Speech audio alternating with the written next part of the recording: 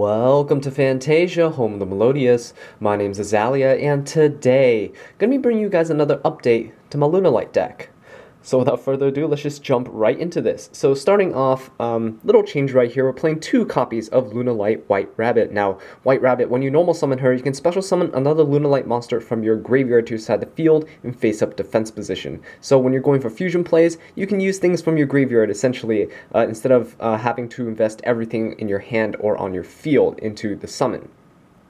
Now, her second effect is like a mini giant Trunade, so you can target spell and trap cards that your opponent controls up to the number of other Lunalight cards that you control and return them to the hand. So she's really great for baiting out any effect negation, because opponent usually wants to protect their back row if it's anything disruptive, so bait out things like Solemn Strikes, Solemn Warnings, and things like that, so that you can, either way, if you clear out their field or if they use it on negation on White Rabbit, you're free to go off on your combos.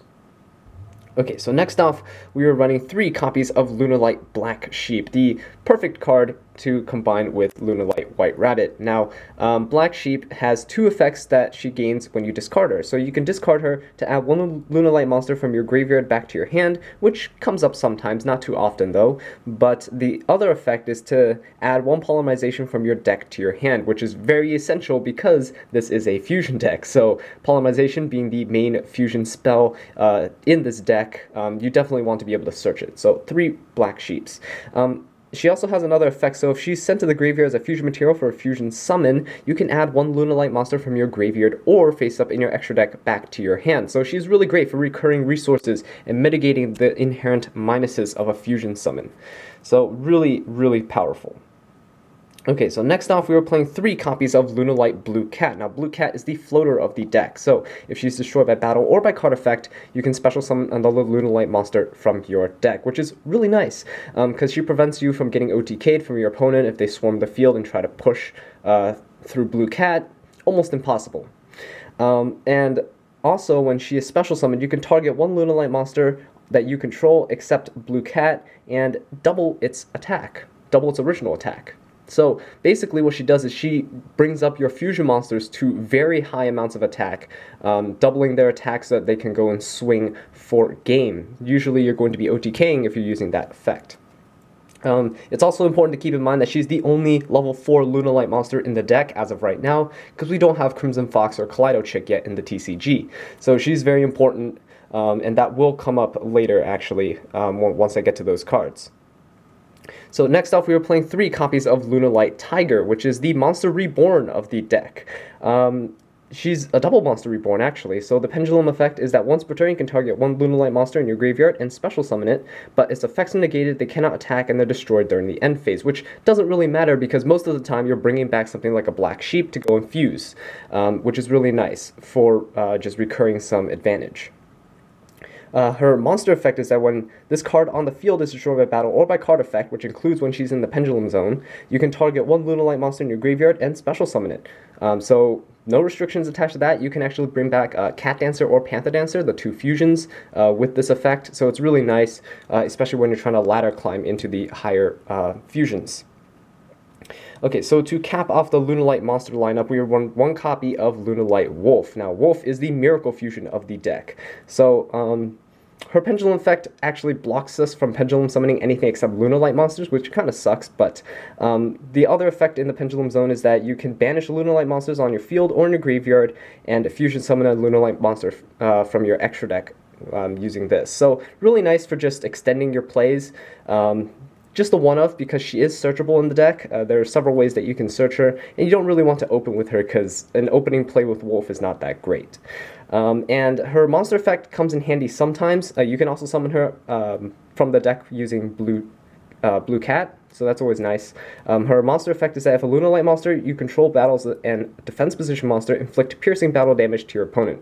So that's always really nice if your opponent's trying to wall up and they have some defensive monster lineups, and you can just attack everything that's in defense position and just, you know, win through that. So it's always really nice to have that effect. It doesn't really come up too often, but when it does, it's pretty clutch. Okay, so next off we play 1 copy of Dragoons of Draconia, still keeping this card in because it is a scale 2, and it's a Beast Warrior type monster, so it's searchable by Tenki, which is really nice. And it the scale 2 complements the Tiger scale of 5, so you can pendulum monsters from levels 3 to 4. This is not restricted to Lunalight monsters like Wolf does. Wolf restricts us, so Dragoons of Draconia doesn't do that, which is really nice. And you can also use it as XYZ material if you don't need to use it as a scale at the moment. It's also Beast Warrior type, so you can make Brotherhood the Fire Fist Tiger King with it, so that's always good. Okay, so next off, this is the little change from my previous build, because previously I've been playing the Odd Eyes variant of the deck, which is very consistent and pretty good at generating advantage over time, but I want to go for something a little more explosive now that the Zodiacs have come out. I'm not running the Zodiac engine in the main deck, I only run the extra deck monsters, so to facilitate that, we are running 3 copies of Armageddon Knight. Now, Armageddon Knight, when this card is summoned, normal or special summoned, it doesn't matter, you can send 1 dark monster from your deck to the graveyard. So this is an amazing replacement for Kaleido-Chick, actually, because Kaleido-Chick does the same thing. You send a monster, a Lunalight monster, from your deck to the graveyard. But Armageddon Knight here, we can send blue cats from the deck to the graveyard. And if you summon Armageddon Knight, you send a blue cat, and you had something like a Lunalight Tiger, you can bring back the blue cat, and then you can go for rank 4. So Armageddon Knight's really good for setting up our graveyard. Okay, and speaking of setting up the graveyard, we are actually playing 1 copy of Blackwing Zephyros the Elite. So Zephyros, it's a really nice tech because if this card is in your graveyard, you can return 1 face-up card you control to the hand to special summon this card, and if you do, you take 400 damage. So what you do is you play Armageddon Knight and you send the Zephyros to your graveyard. Zephyros can actually bounce back things like your Tenkis, your Pendulum Scales, or even another monster on your field to special summon itself. And now, if you have Armageddon Knight and Zephyros, you can overlay for rank 4, and it's really effective, really just a 1-card combo if you have anything else that's already face up, to go for plays. And they're both darks. Armageddon and Zephyros are both darks, so they're really good Allure of Darkness targets if you do happen to draw them and don't have any way to utilize them. And that's also the reason I play Dragoons of Draconia, because it's a scale 2. Scale 2 to 5 allows you to pendulum some of these cards if you do draw them. You don't really want to draw the Zephyros, but you do want the Armageddon Knights. If you have any extra copies of Armageddon Knights, you can always pendulum summon them and then go for more rank 4 plays that way. They also help thin the deck out and set up the graveyard for, send Lunalight monsters so that your Lunalight Wolf can banish things and go for your fusions for free, essentially. Okay, and to cap off the monster lineup, we play 2 copies of Max C. Now, Max C, just a deterrent for our opponent and helps us get draws. If they give us too many, we're going to OTK them. And if they don't go off and set up a nice field, we're probably going to OTK them. So it's always really nice to have Max Cs at hand. So yeah, that does it for the monsters. Next off, gonna go into the spell cards. Alright, so starting off with our spell cards, we're playing 3 copies of Fire Formation Tenki. Now, Tenki is the reinforcements of the army for the deck, for Beast Warriors, that is. You can add 1 level 4 or lower Beast Warrior type monster from your deck to your hand, which is really nice. And all Beast Warrior type monsters on the field that you control will gain 100 attack, which doesn't come up too often, but it's actually kind of handy sometimes, boosting your fusions by just a little bit more so you can swing for a game. So 3 Tenkis, mandatory, you should have them to search out any of your combo pieces. Next off, we are running 2 copies of Polymerization because it is the main fusion spell of the deck. Absolutely necessary. No reason not to be running 3, but we replace the 3rd with a Fusion Substitute. I really do love Fusion Substitute. Wouldn't run more than 1, but I do recommend you run at least you just run 1. Because Fusion Substitute, you can only fuse with monsters on your side of the field. However, with so many revival cards such as Lunalight Tiger, and we have a spell called Lunalight Perfume, with White Rabbit bringing things back all the time as well, Fusion Substitute is almost never dead. And it's also really good because as a graveyard effect, you can banish this card from your graveyard, then target 1 fusion monster in your graveyard, return it to the extra deck, and draw 1 card. So if you're running low on any of your fusions, you can always put it back and then draw an extra card. You can also put things back like Elder Entity Norden. You can also put things like Starving Venom back if you're running that. So it's really versatile. Okay, and next off we're running 1 copy of Fusion Recovery. Cut this down from 2 to 1. Don't really want to see it in the opening hand. It's really great though as a top deck if you're like mid to late game, because it just gives you a free +1. You can add back a Polymerization, and more likely than not you're adding a Black Sheep back as well. And Black Sheep, when you fuse with it, lets you add more things back, so you can just really, it's a really good card to top deck and just it helps set up a really nice comeback. Okay, so going into some consistency here, we're playing 3 copies of Allure of Darkness. I think it's mandatory to run 3 now, especially with Armageddon Knight and Zephyros. That's 4 more dark targets for us to banish off of Allure if we do draw into them. This just helps us set up our hand, fixes any bricks if we have any. If you don't have any, well, it's fine to just hold on to it. You can use it as discard fodder for other cards later. So definitely need 3 of those. Next off, we're playing 3 copies of Lunalight Perfume. It is a Monster Reborn and a Rhoda in 1, which is really nice. Not limited to once per turn at all on either of the effects, so this is just absolutely insane. You can target 1 Lunalight monster in your graveyard and special summon it. No restrictions at all, just a Monster Reborn.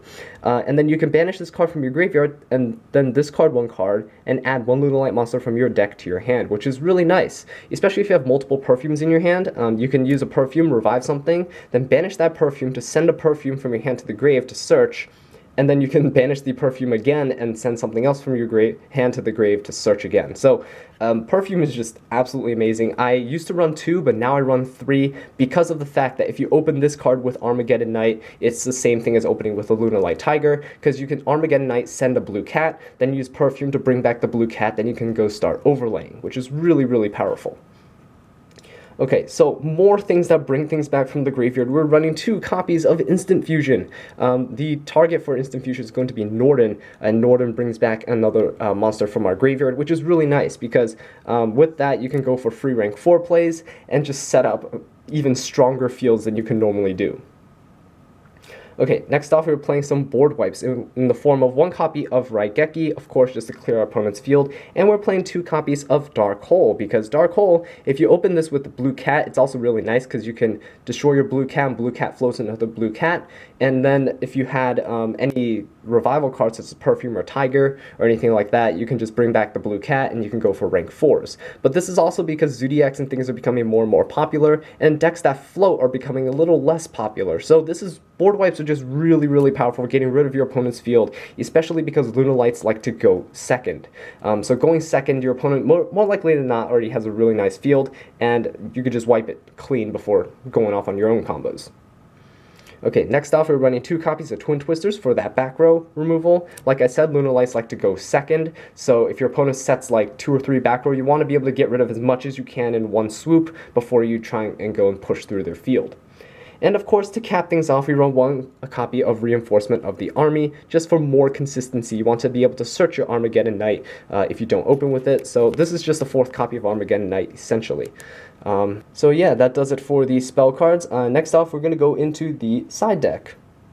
Alright, so for the side deck, starting off with 2 copies of DD Crow. Now, DD Crow is a dark attribute monster, which is really great for Allure of Darkness if you don't need it at the moment. But during either player's turn, you can discard this card to the graveyard to target 1 card in your opponent's graveyard and banish that target. So the DD Crow is just so nice against so many decks right now. Against Zodiacs, you can banish the Zodiac Rat. Against Metaphors, you can banish Metaphors Fusion. Against Blue Eyes or ABCs, if people are still playing those, you can banish the White or the Ancient Stones, or you can banish the A, B, or C components to prevent them from summoning ABC Dragon Buster. So DD Crow is just really nice overall, and it's a good hand trap to have, just in case you draw it off Max C or something. Speaking of hand traps, we are also playing 2 copies of Ghost Ogre and Snow Rabbit. Really nice card because you can just blow things up on the field that you don't want. Metaphors, you can blow up their scales, you can blow up Zodiac Barrage, you can blow up the Zodiac XYZ monsters. This is just a really great card. It's really good against DDDs as well, because you can hit their Genghis or you can hit their Ragnarok that's in the scale and just stop their combos, and they can't really do anything after that in most cases. Alright, so next off, to finish off the monster lineup in the side deck, we're playing 3 copies of Radian, the multi-dimensional kaiju. Now, Radian is amazing because it's a dark attribute monster, so you can always use it with Allure of Darkness. The 2800 attack is a bit high, but Lunalights don't really care about that if you can go for a Panther Dancer, because Panther Dancer is 2800 and boosted with like a Tenki or something is 29, so you can easily run over Radiance. So there's that. It's just a really good kaiju to have because it synergizes with the deck in terms of attribute for Allure of Darkness. Okay, so next off we're running 1 copy of Pot of Acquisitiveness because we do banish quite a bit with Lunalight Wolf and with Allure of Darkness, so this is just great for shuffling things back, get an extra draw. It's also good to side in against decks that like to banish things like Infernoids and stuff, because you could always shuffle like their key cards back into their deck so that they can't have access to them anymore. So it's always really nice in that regard as well. Okay, next off, we were playing 2 copies of Forbidden Chalice. This is for when we're going second. It's mostly because Zodiacs and things like to have a bunch of disruption on your turn. So having Forbidden Chalice, if you draw it, is really nice. So when you're comboing off, if like they use their Dryden to try to pop something on your field, you can always Chalice it. It's a quick play, so it's really nice. You can use it on either player's turn, and the attack boost is really negligible at this point. It's just way better than Breakthrough Skill, because this is a spell, and Breakthrough Skill is a trap, and better than Effect Veiler, because you can only use Effect Veiler on your opponent's turn. So that's the reason why I run 2 copies of this. Okay, and next off, we were running 3 copies of Grisaille Prison for our traps. This is basically a budget dimensional barrier, but this is also really good because it shuts down a ton of things and it prevents our opponent's monsters from attacking. So if you control a face-up monster that was tribute, ritual, or fusion summon, until the end of the opponent's next turn, neither player can synchro or XYZ summon, and synchro and XYZ monsters cannot attack and their effects are negated. So in a sense, it's better than D-barrier because your opponent can't attack with them, and if your opponent's deck is purely XYZ or synchro focused, they really can't do anything at all. It just shuts them down completely, which is really nice. Okay, so next off, we were playing 1 copy of Solemn Strike. This is for when we decide to go first. All these traps are when we decide to go first. So there's that. It's just really good effect negation, and it's really great for stopping pendulum summons as well. And then to cap things off, we play 1 copy of Solemn Warning, just to back up the Solemn Strike, just to have more counter traps so that our opponent can't really react to our negations. So that's it for the side deck. Next off, gonna go into the extra deck.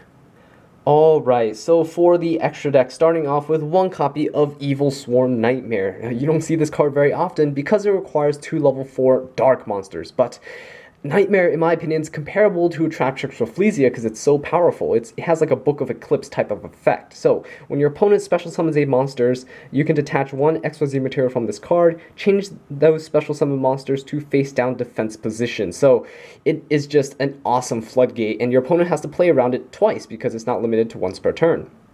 It also has 1950 defense, which is really powerful because there's almost no relevant monster in the game right now that has over 1900 attack that can be normal summoned. So that's always really nice addition. Okay, so next off, we are running 1 copy of Daigusto Emerald. Really great for recycling our extra deck monsters and our hand traps. Really great for just putting them back, and also gets us another draw, which is always good. Okay, next off, we're running 1 copy of Castel, the Sky Blaster Musketeer, just a spot removal. Pretty standard in anything that can make rank 4s. Next off, we're also running 1 copy of Brotherhood of Fire Fist Tiger King, which is amazing because when this card is XYZ summoned, you can set 1 Fire Formation spell trap card directly from your deck. So you'll set Tenki to your side of the field and go for a free search after you make this card, which is really nice. You can also detach 1 XYZ material from this card and negate the effects of all face-up effect monsters on the field except Beast Warrior type monsters. So because Lunalights are all Beast Warrior types, we're basically unaffected, and it is really bad for your opponent because if they have monsters with really powerful effects, they either have to use them, like this baits out negation very, very often, or they lose all their monster effects, and the effects last until the end of your opponent's next turn. So on their turn, they won't be able to utilize those effects either if you can't manage to clear their field on that turn.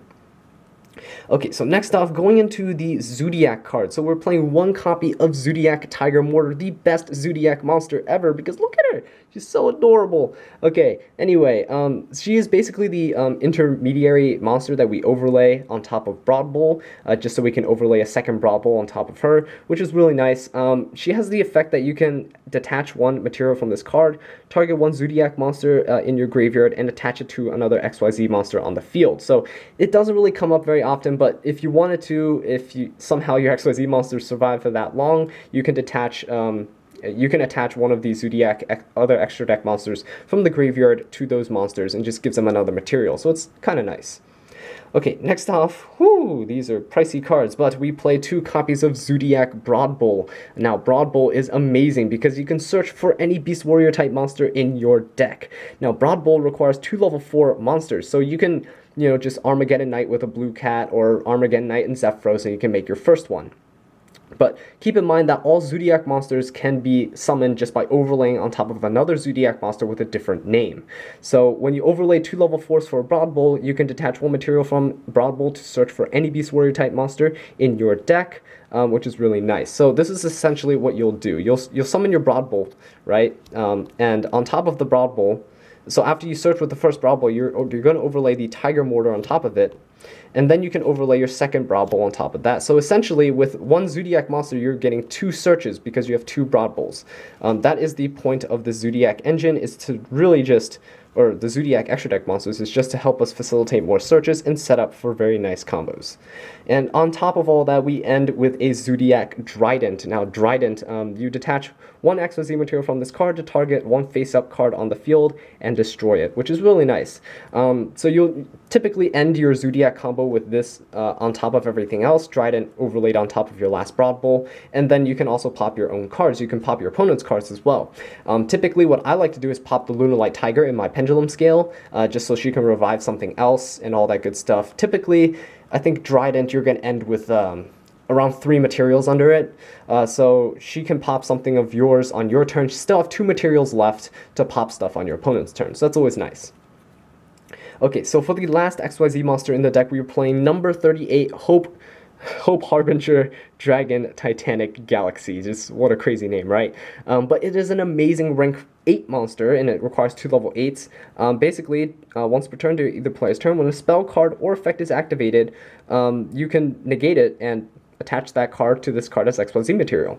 And also, if your opponent tries to declare an attack on anything, you can detach 1 XYZ material and change the attack target to this card.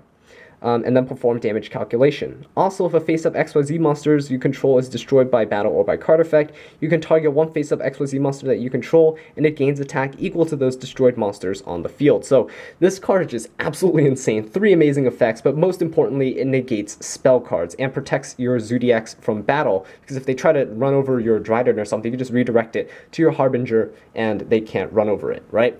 So that's always really nice. And negating spell cards is also really good. You're probably wondering how we make it with 2 level 8s, but there are really simple combos that you can do. Once you set up the Zodiac searches, you can easily set up a Hope Harbinger, because Panther Dancer is a level 8.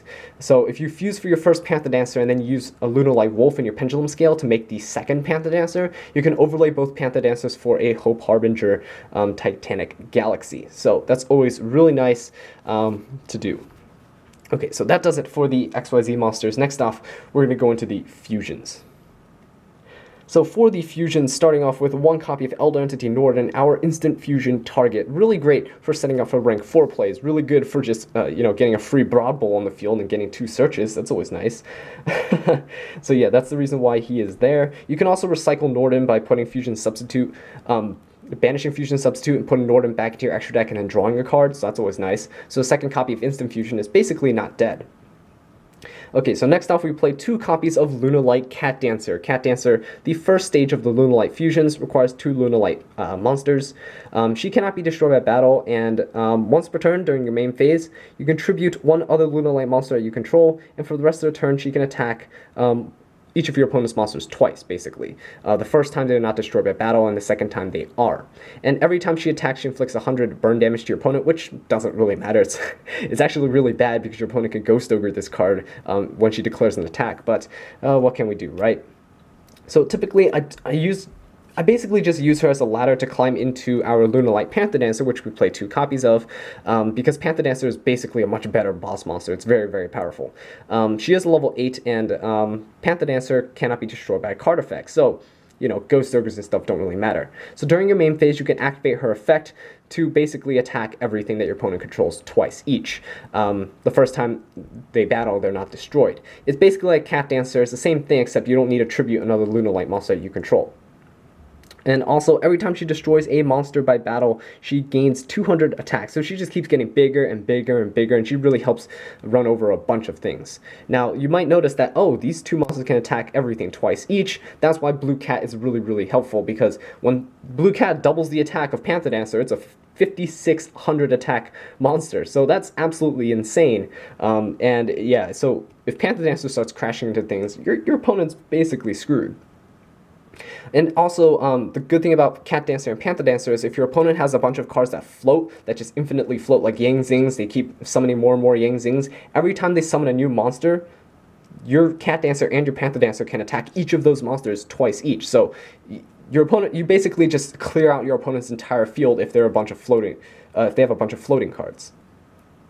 Okay, so last monster to cap off the extra deck, we play one copy of Lunalight Leo Dancer, the boss monster of the deck, although, in my opinion, Panther Dancer is much better than this. So, she cannot be targeted by card effects or be destroyed by card effects, but she can attack twice during each battle phase. Only twice, not twice on each monster, which that's why I think Panther Dancer is a bit better. But she is a 3,500 attack monster, so if you double her attack with Blue Cat, she becomes 7,000 attack, which is crazy. She's really, really good for just clearing out the field because after she battles, you can activate the effect to destroy all monsters that your opponent controls, or all special summon monsters that your opponent controls. So if you attack into something and your opponent has a bunch of monsters, she clears the entire field out, and then she can make her second attack, which usually spells game. So yeah, that does it for the extra deck, and that does it for the deck profile. So thank you all so much for watching this video.